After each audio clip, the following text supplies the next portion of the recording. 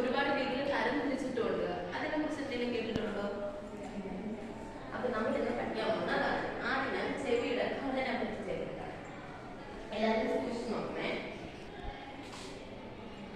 കാണാമോ എല്ലാവർക്കും? ഓക്കെയോ? ഇത് കണ്ടിട്ട് എന്തോ മനസ്സിലായി നിങ്ങൾക്ക്?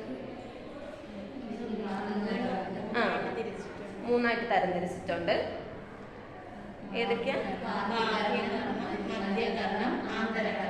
മെഡിക്കൽ. ശരിയാണ്.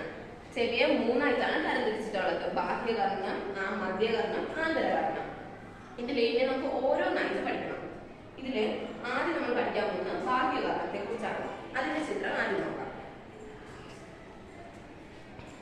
കാണാമോ? ഇതില് ബാഹ്യകർണത്തിന്റെ ഭാഗങ്ങൾ കൂടെ ഇതിൽ രേഖപ്പെടുത്തിയിട്ടുണ്ട്. ഏതൊക്കെയാ?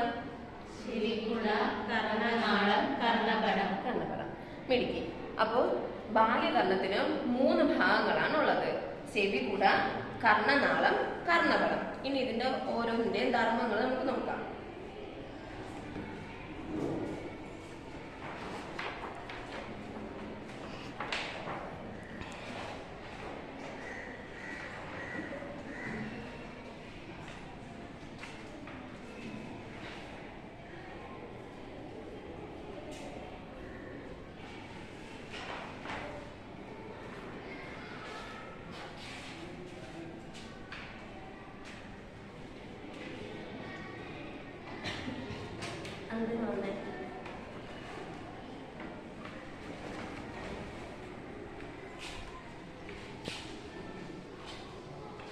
ബാഹ്യകർണം ഭാഗങ്ങൾ സവിശേഷത. ചെവിക്കുട ശബ്ദതരംഗങ്ങളെ കർണനാളത്തിലേക്ക് നയിക്കുന്നു. കർണനാളം ശബ്ദതരംഗങ്ങളെ കർണപടലത്തിലേക്ക് നയിക്കുന്നു. കർണനാളത്തിലെ രോമവും കർണമെഴുപ്പും പൊടിപടലങ്ങളെയും രോഗാണുക്കളെയും പ്രവേശനം തടയുന്നു.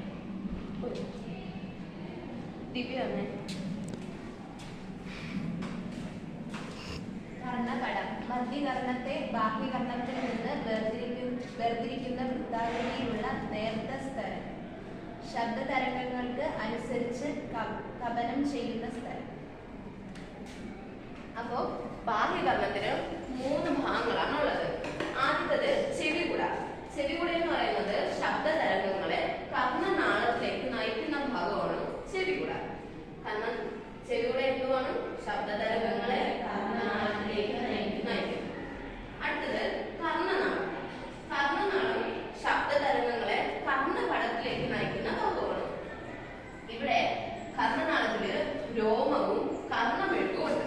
ഇത് നമ്മുടെ ചെവിക്കുള്ളിലേക്ക് പൊടിപടലങ്ങളും രോഗാണുക്കളും പ്രവേശിക്കുന്നത് തടയുകയാണ് ചെയ്യുന്നത്. അപ്പൊ കർണനാളത്തിന്റെ ധർമ്മം എന്തുവാണ്?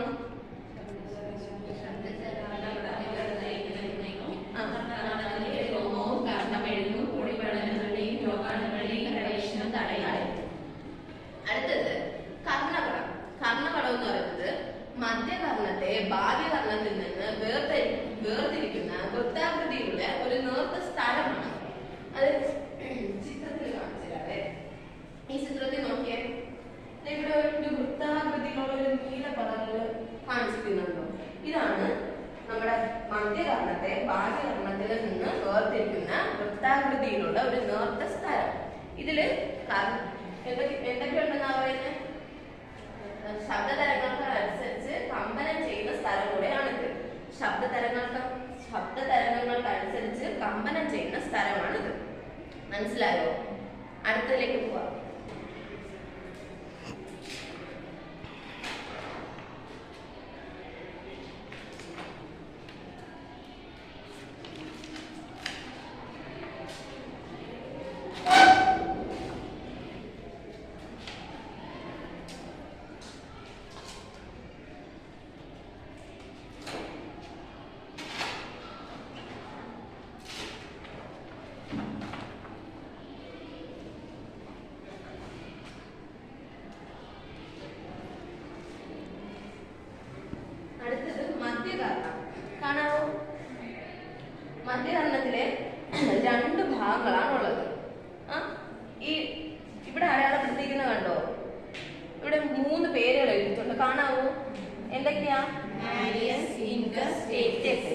ഈ മൂന്നെണ്ണത്തിനെ മാലിസ് ഇൻഡസ് സ്റ്റേപ്പിസിനെ മൂന്നിനെയും കൂടെ ചേർത്ത് അസ്ഥി ശൃംഖല എന്നാണ് പറയുന്നത്.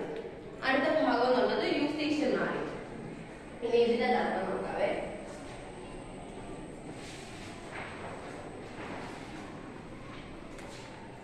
ചിപ്പി വന്നേ.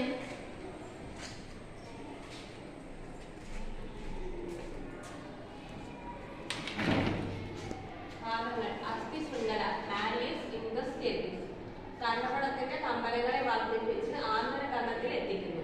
യൂസ്റ്റേഷ്യൻ നാഡി കർണപടത്തിന്റെ ഇരുവശത്തെയും മർദ്ദം തുല്യമാക്കി അതിനെ സംരക്ഷിക്കുന്നു. അപ്പൊ അസ്ഥി ശൃംഖലയില് 3 ഭാഗങ്ങളാണ് ഉള്ളത് പറഞ്ഞത്. മാലിസ് ഇൻഡസ് സ്റ്റേപ്പിസ് ഇവര് 3 പേരുടെയും ധർമ്മം എന്ന് പറയുന്നത് കർണപടത്തിന്റെ കമ്പനങ്ങളെ വർദ്ധിപ്പിച്ച് ആന്തരകർണത്തിൽ എത്തിക്കുന്നതാണ് ഇവരുടെ ജോലി. അടുത്തത് യൂസ്റ്റേഷ്യൻ നാളി. യൂസ്റ്റേഷ്യൻ നാളി എന്ന് പറയുന്നത് കർണപടത്തിന്റെ ഇരുവശത്തെയും മർദ്ദം തുല്യമാക്കി അതിനെ സംരക്ഷിക്കുന്നതാണ് യൂസ്റ്റേഷ്യൻ നാളിയുടെ ജോലി. മനസ്സിലായോ?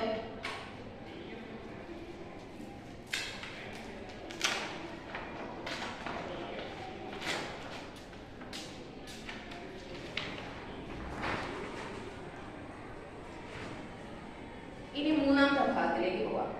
കാണാമോ? എന്തുവാണ്? ആന്തരകർണം. ഇതിലെ ഭാഗങ്ങൾ ഏതൊക്കെയാ?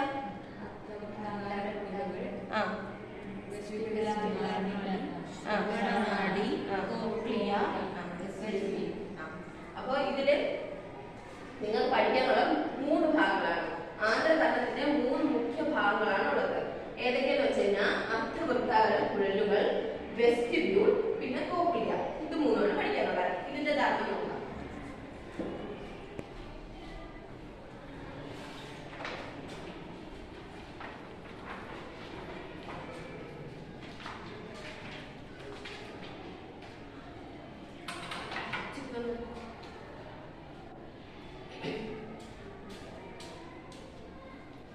അർദ്ധവൃത്താകാര കുഴലുകൾ ശരീര തുലനനില പാലിക്കുന്നു. വെസ്റ്റിബ്യൂൾ ശരീര തുലനനില പാലിക്കുന്നു. കോക്ലിയ കേൾവിക്ക് സഹായിക്കുന്നു. അപ്പോ അർദ്ധവൃത്താകാര കുഴലുകള് ശരീര തുലനനില പാലിക്കുകയാണ് ചെയ്യുന്നത്. അതുപോലെ തന്നെ വെസ്റ്റിബ്യൂളിന്റെ ധർമ്മം ശരീര തുലനനില പാലിക്കുന്നത് തന്നെയാണ്. ഇനി കോക്ലിയ എന്ന് പറയുന്ന ഭാഗമാണ് നമ്മുടെ കേൾവിക്ക് സഹായിക്കുന്നത്. അതാണ് ആന്തരകർണത്തിന്റെ ഏറ്റവും അവസാനത്തെ ഭാഗം. അതിൽ ശബ്ദ തരംഗങ്ങൾ എത്തുന്നതിലൂടെയാണ് നമുക്ക് കേൾക്കാൻ കഴിയുന്നത്. മനസ്സിലായോ? ഇത്രയും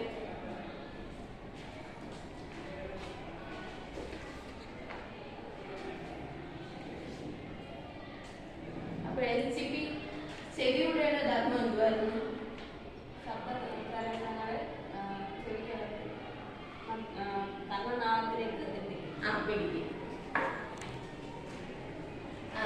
കാവേരി, അർദ്ധവൃത്താകാര കുഴലുകളുടെ ധർമ്മം എന്തുവായിരുന്നു?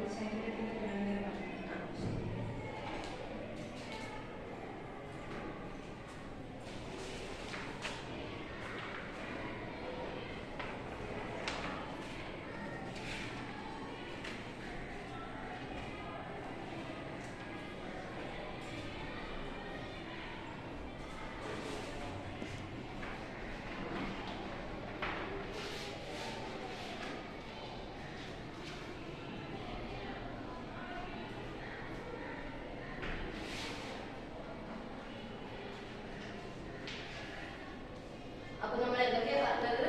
ചെവിയെ 3 ആയിട്ടാണ് തരംതിരിച്ചിരിക്കുന്നത് എന്ന് പറഞ്ഞല്ലേ? ഏതൊക്കെയായിട്ട്? ബാഹ്യകർണം,